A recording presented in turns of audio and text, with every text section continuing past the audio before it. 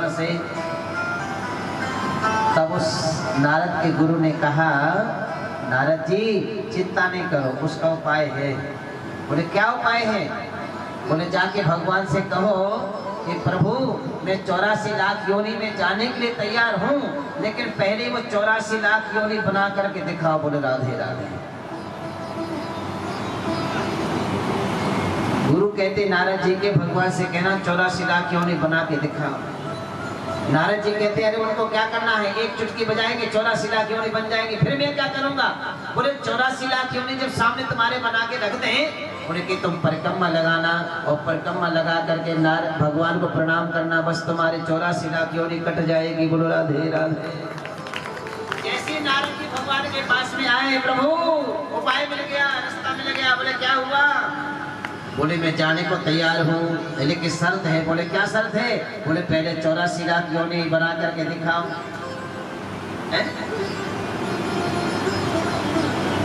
आप जलेबी वाले के पास जाओ और भैया जलेबी है? बोले हाँ है। बोले दिखाओ। तो बोले बनानी पड़ेगी। और जब उस तुम्हारे सामने बनाने लगा तो आपके जीभ में पानी आने लगा, गरम गरम जलेबी मिलेगी, रखी जलेबी नहीं मिलेगी। और जैसे बनते देखा और बनते बनते बनते बनते आप उस जलेबी में फोड़ने लगे। नारद जी के सामने भगवान ने 84 लाख योनि प्रकट करी, और जैसे प्रकट करी नारद जी ने चक्कर लगाया, परिक्रमा लगाई, परिक्रमा लगा प्रणाम किया, और जैसे प्रणाम किया भगवान ने कहा कि 84 लाख योनि से पार हो गए। बोलो राधे राधे। नारद जी से भगवान कहते बस यही तो काम गुरु का है। पुनरपि जन्मम पुनरपि मरणम पुनरपि जन्नी जठरे शयनम भज गोविंदम भज गोविंदम भज गोविंदम मूढ़मते। अगर आपने गुरु बना लिया है तो फिर आपके 84 लाख योनि का चक्कर समाप्त हो जाएगा। लेकिन याद रखियो, नारद ने अपने गुरु के प्रति संशय प्रकट किया, भगवान ने श्राप दे दिया। गुरु के प्रति संशय नहीं, गुरु बनाने से पहले आप खोज करो, चलेगा, लेकिन गुरु मंत्र लेने के बाद में फिर संशय नहीं। आपको कहना पड़ेगा गुरुर् ब्रह्मा गुरुर् विष्णु गुरुर्देवो महेश्वरा गुरुर् साक्षात् परब्रह्मा तस्मै श्री गुरुवे नमः। नारद जी कहते हैं कि मैं तपस्या करने लगा, बस हृदय में भगवान प्रकट हो गए।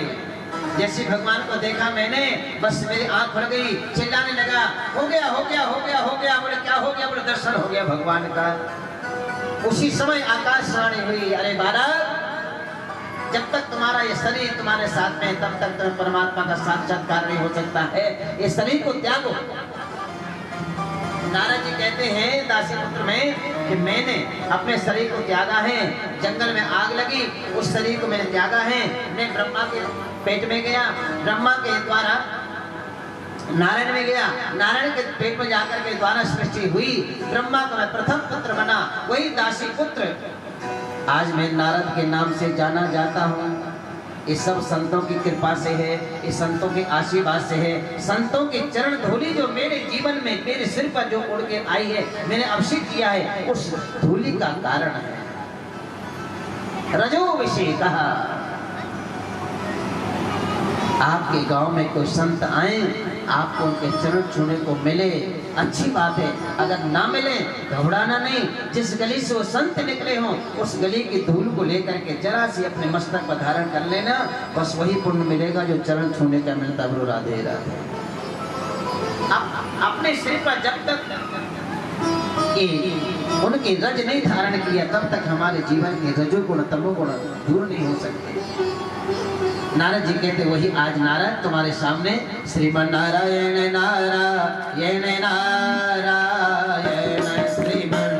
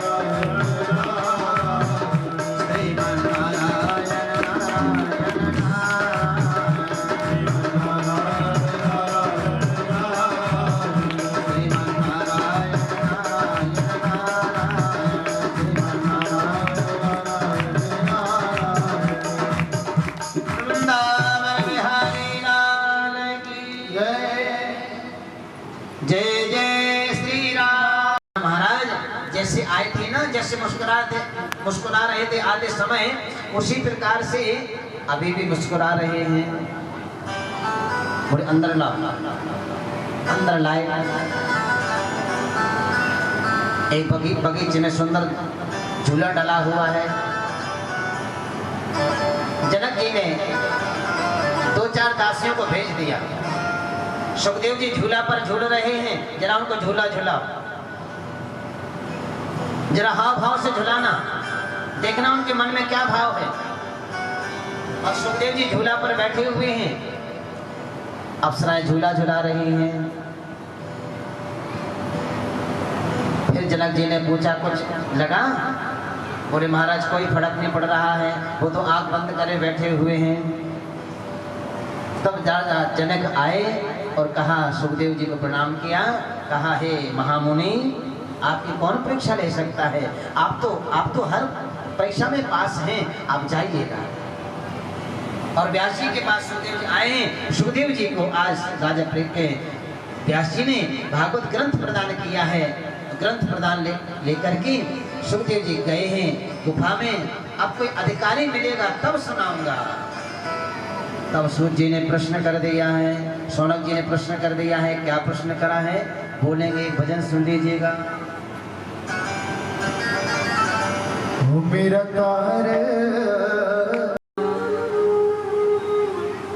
शौनक जी ने सूत जी से प्रश्न कर दिया, हे प्रभु, इस सुखदेव जी को जो भागवत मिली है वो राजा परीक्षित को कैसे सुनाई थी, कैसे सुनाई, कौन सा समय था, क्या घटना घटित हुई, मैं जानना चाहता हूँ।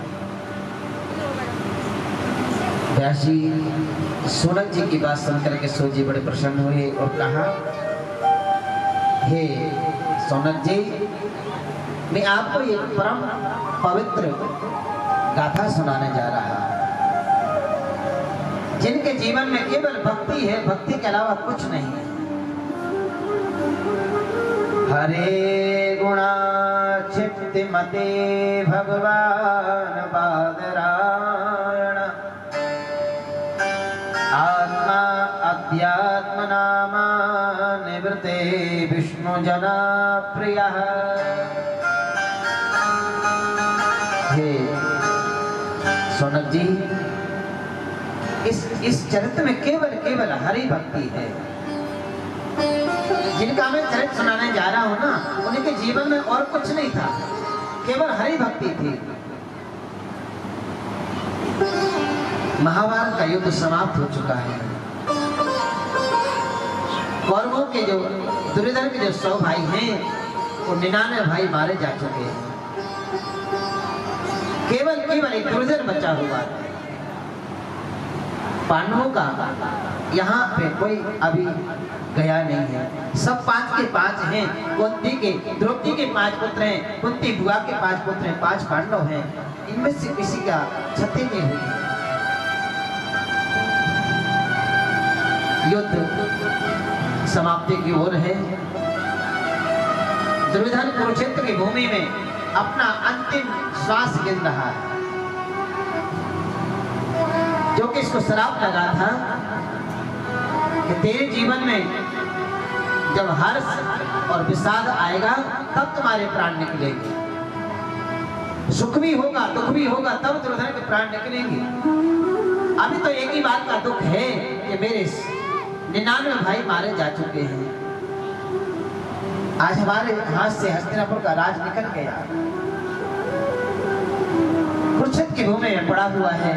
उसी समय अश्वत्थामा आया, दुर्योधन को प्रणाम किया, कहा, युवराज, अगर आपने एक बार भी मुझे मौका दिया होता, मुझे हस्तिनापुर की सेना का सेनापति बनाया होता, युद्ध का सेनापति बनाया होता, तो आज तुम यहाँ पर युद्ध भूमि में नहीं, कुरुक्षेत्र की भूमि में नहीं, हस्तिनापुर के सिंहासन में बैठे होते। दुर्योधन कहता है, कभी क्या बिगड़ गया है। उसने तुरंत अंगूठा चीरा और तिलक कर दिया, कहा कि मैं तुझे आज का सेनापति नियुक्त करता हूं। दुर्योधन की बात सुनकर के अश्वत्थामा चला जा रहा है घोड़े पर सवार होकर के। सोचता जा रहा है कि जिनको मिलकर के 100 भाई नहीं मार पाए, द्रोणाचार्य, कृपाचार्य, भीष्म पितामह, कर्ण, अंगराज, कर्ण नहीं मार पाया है, हम अकेले उन 5 को कैसे मारेंगे?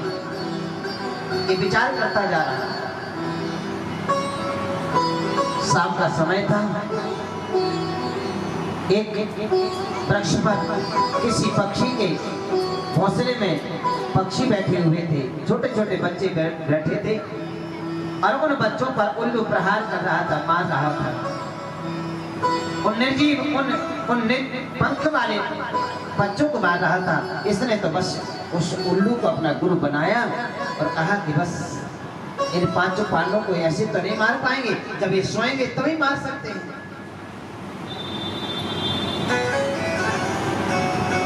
इधर अश्वत्थामा चला है, उधर पांडव लोग विश्राम करना चाहते हैं। भगवान ने द्वारकानाथ ने पूछा अर्जुन से, अर्जुन क्या बात है, आपको नींद नहीं आ रही? बोले भगवान क्यों नहीं नींद आएगी, जब मैंने अपने जीवन का भार सारा आपके हाथों में सौंप दिया है, अब फिक्र किस बात की है? अब सौंप दिया इस जीवन का सब भार तुम्हारे हाथों में, हे हार तुम्हारे हाथों में, हे जीत तुम्हारे हाथों में। हे द्वारकानाथ, इतना बड़ा युद्ध जो जीते हैं ये सब आपकी कृपा से जीते हैं। जैसे अर्जुन सोने लगे हैं, भगवान ने कहा अर्जुन आज यहाँ नहीं सोना है, चलो हम लोग आज कहीं और सोएंगे। आज की रात बड़ी मंगल रात है, बड़ी अच्छी रात है, इतने वर्षों के बाद हमें आज विजय श्री मिली है, हम इसका जश्न मनाएंगे, हम उत्सव मनाएंगे।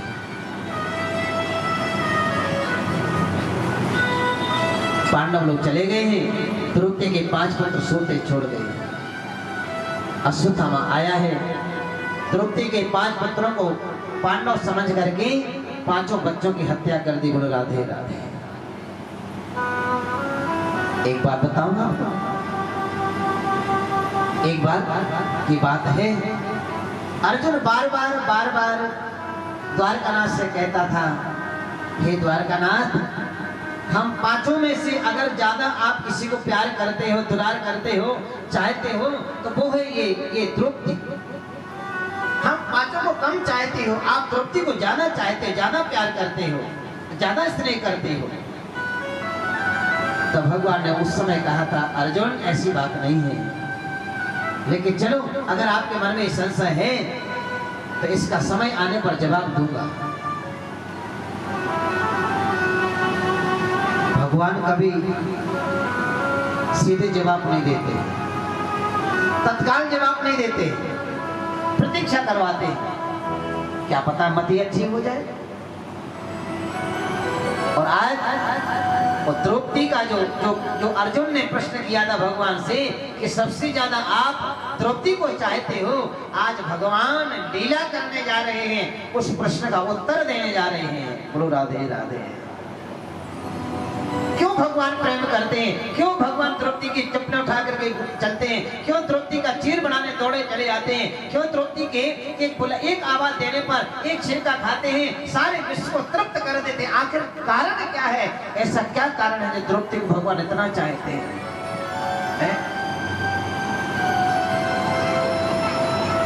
भीष्म पितामह ने प्रतिज्ञा करी है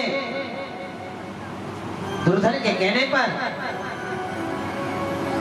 कि कल का सूर्य उदय पांडव देखेंगे, लेकिन आज गंगा पुत्र भीष्म प्रतिज्ञा करता है कल का सूर्य अस्त पांडव नहीं देख पाएंगे। मेरे पास में से 5 बाण हैं, ये 5 बाणों से पांडव को समाप्त कर दूंगा।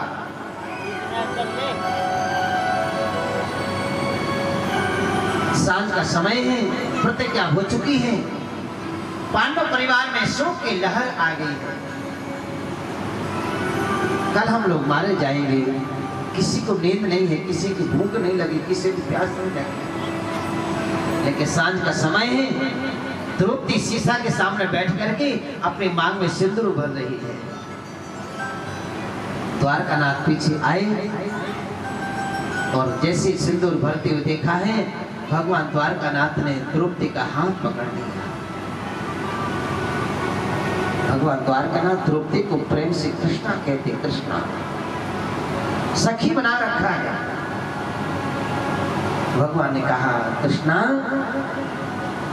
ये अंतिम सिंदूर भरना है तुम्हारा मांग में, अगर ना भरो तो चलेगा, क्योंकि कल तो तुम्हारा मांग का सिंदूर उजड़ जाएगा। द्रौपदी की आंखों में आंसू आ गए और कहा हे द्वारकानाथ आपको याद नहीं है? बोले क्या? बोले जब इस पांचाली ने मांग में सिंदूर भरा था ना, उस समय भी आप मेरे पीछे खड़े हुए थे, मैं दर्पण में सिंदूर भर रही थी, आपको देख रही थी, आपको साक्षी मान करके मैंने मांग में सिंदूर भरा था। अरे आप जैसे द्वारकानाथ को, आप जैसे करुणा के सागर को, आप जैसे भगवान को साक्षी मानकर जो सिंदूर भरे, क्या उसका कोई सिंदूर उजाड़ सकता है? मुझे तो नहीं लगता उसका सिंदूर उजड़ जाए। और जैसे द्रौपदी का ये मन देखा, भगवान ने कहा कि चलो मेरे साथ में। पूरे कुरुक्षेत्र के कैंपों में सन्नाटा छाया हुआ है, पांडवों लोगों में शोक की घड़ी आ गई है। कौरव लोग खुशियां मना रहे हैं कि कल प्रातःकाल होते ही पांडव मारे जाएंगे। भीष्म पितामह ध्यान में बैठे हैं, भगवान द्वारकानाथ, रात्रि का समय है, रुक्मिणी को लेकर द्रौपदी को लेकर के चले। द्रौपदी ने अपने पांव में चप्पल पहने हुई है, चलने से आवाज आ रही है। भगवान ने सोचा कि अगर इस आवाज को कोई सुन लेगा तो हम दोनों को पहचान जाएगा। द्रौपदी को खड़ा किया और द्वारकानाथ ने द्रौपदी से कहा द्रौपदी ये चप्पल मुझे दो। आज द्वारकानाथ ने द्रौपदी की चप्पलों को लेकर के अपने उत्तरी वस्त्र में लपेटा है और बगल में दबा लिया है। अब कहा चलो।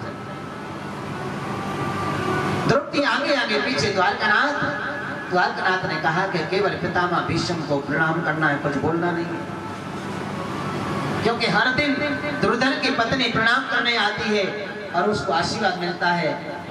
आप बोलोगी तो पहचाने जाओगी, बस आपको इतने कहना है, चरणों में सिर रखना है, कहना पितामह आपको प्रणाम कर देगी। और जैसे द्रौपदी ने चरणों में सिर रखा है, कहा पितामह, भीष्म पितामह गंगा पुत्र को ये दासी प्रणाम करती है। और जैसे द्रौपदी ने कहा कि प्रणाम करती हूँ, भीष्म पितामह के मुख से निकल गया अखंड सौभाग्यवती भवा। जैसे ही कहा अखंड सौभाग्यवती भवा, द्रौपदी ने कहा अरे पितामह, एक तरफ भी तो आप प्रतिज्ञा करते हो हमारे सुहाग उजाड़ने की, और एक तरफ भी आप आशीर्वाद दे रहे हो। जैसे पितामह ने नेत्र खोले, गंगा पुत्र भीष्म की आंखों से आंसू बरस पड़े।